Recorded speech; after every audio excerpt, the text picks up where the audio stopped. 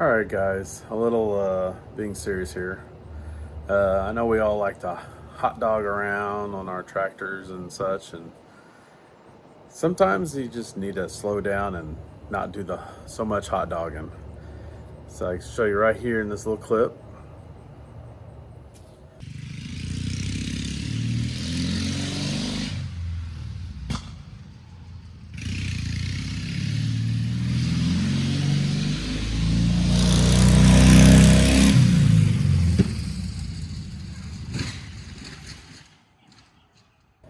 I was going a little too fast, and I ended up biting me in the end. As you can see, Little Red is without a hood at the moment. So let me get into what happened.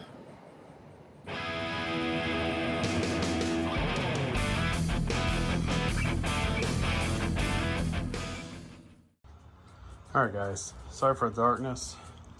I want to start turning this down right now. In case you didn't know, had a wreck in the last video at the end. Tractor got rolled. Hood's damaged. Grill looks okay.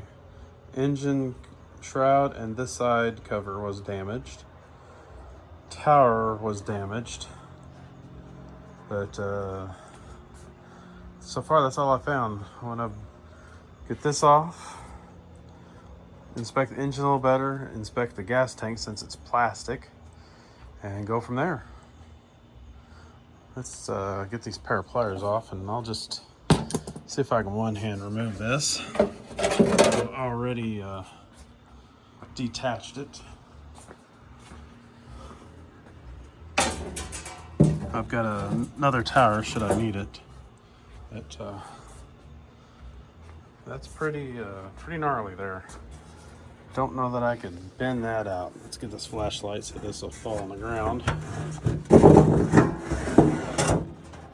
Yeah, we'll set it on the ground. Go from there. Just some scrapes on the grill right there, but the rest of it just fine. So we're off to a good start. Not sure how I ran this without destroying the engine at the end of the last segment, but obvious the starter gear was getting into the shroud. I have another shroud that I can use and a side plate, so that's not an issue. And I think the tower, let's see, I think I can get away with just bending this part right here back down.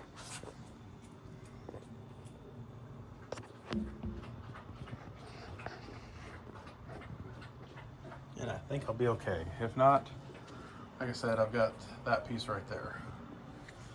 The top of the engine appears to be fine. And that's pretty much it. Made off pretty lucky, I guess. And yeah, I'll get this all fixed up. See if the other stuff's still working.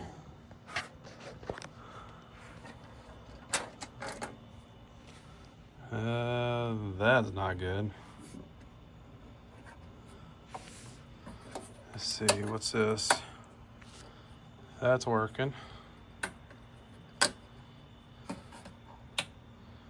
That's working. I guess my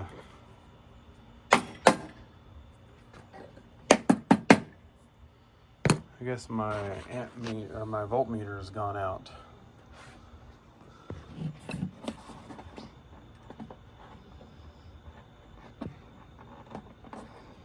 How interesting.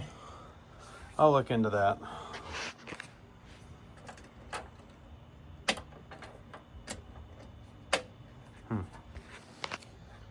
You can always give me a new one of those. I don't see any damage to any other parts of the engine. Just the shroud and this cover. And I don't see any initial cracks in the gas tank. That's excellent. So I'll probably take that fan off, take the top shroud off and this side plate, and we'll go from there. All right, the only other thing I found was a clean break of where the side shroud connects, where that round part is, and the rest of the fin as it goes down, as you can see right there.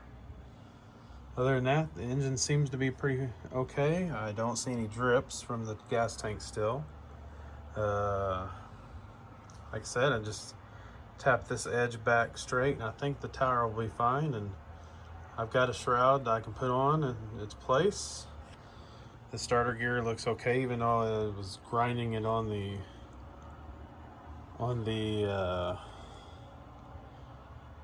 top shroud, which is right here. I would straighten that one out, but as you can tell, I have bent that whole side back about ½ an inch, and I don't know if I have the tools or the capability to do that. Like I said, I've got a spare shroud. I'll just use it. Just a couple little tabs like that right there to bend back, and I think we'll be good. I don't think that one little fin missing will matter. I don't see any cracks on the engine, at least not in the nighttime here. So I'll continue this during the day. All right, so Little Red has an 820 and I've oil filled it. Well, you know, an 820 does not actually have oil seals on the transaxle. So we compensate with washers and various things, and we still get leaks like right there. But mine, for some reason, likes to leak on this side more than it likes to leak on any other side. So, because of this, I don't know if you can see down in there, that end leaks a little bit on this caliper. Which, not too bad here because it is out further than the end of the shaft, but it does get around the inner hub of the disc. So, you can see here on the brake disc, see all that, it leaks out the center shaft of the brake disc. And it's clean now after riding around last night to make sure everything was okay, but when I was hot dogging, that oil spread to the outer edge of that disc and I lost the brakes. Same here. Got out to the outer edge, see all the oil? To where basically the oil coated both of my brakes and I had neither. So something I usually do before riding this thing is I'll take some brake cleaner and I'll clean those off really well because I'm aware of those leaks. But yesterday I paid caution to the wind and didn't even think about it.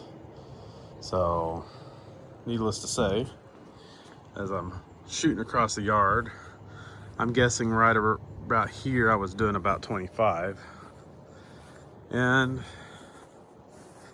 I'm looking at the fence and I'm thinking, tractor, fence, what can I do to save this thing? So as I went off camera, I went closer to this fence and tried to turn back this way to slow my momentum, and when I did, right about here, it threw me. So I went towards the gate and I was safe there. As the tractor continued going this way, it went over. That's where the hood hit, and it's flipped it completely over where the back end was at the fence while I'm over there. So it completely missed me. I was able to accomplish that, and I was able to accomplish it not hitting the fence. Unfortunately, it crushed the hood when it hit the ground. So and a few other things on the engine, but I'll show you those from the clip from last night. But as far as the engine goes, it's ready to go again. Make sure this thing's out of gear. You can see engine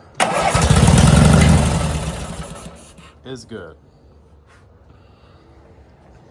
Gas tank, I do not see any leaks. Still need to fix the dash tower. I'll go into that and I'll just loosen that bolt, bend it back, and it should be good.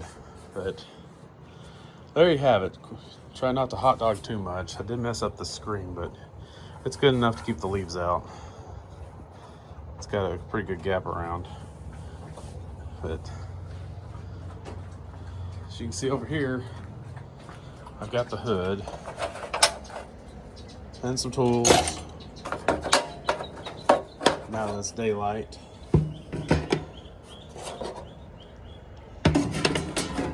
I will show you this. So I crinkled it back pretty darn good. Right here is where it hit the ground. Amazingly, all I got on the grill was some scratches back to the primer. Everything else still works good. I did somehow, in the jolt, broke my voltmeter, and my pin got a little bent. But this is probably bent because of this pin holding the hood in place, holding it down. That's easy fixed, and we'll be ready to go. All right, guys. So engines are good to go. I went ahead and changed the top screen. I'm not a 15 horse Craftsman, but I guess you could say I'm a little sleeper engine now since it's a 20 horse. You don't need to see me bend that back. That's gonna be easy. But next time you see a little red, hopefully it'll look a lot like it did before the wreck, and maybe you'll see me riding some trails. Catch you later.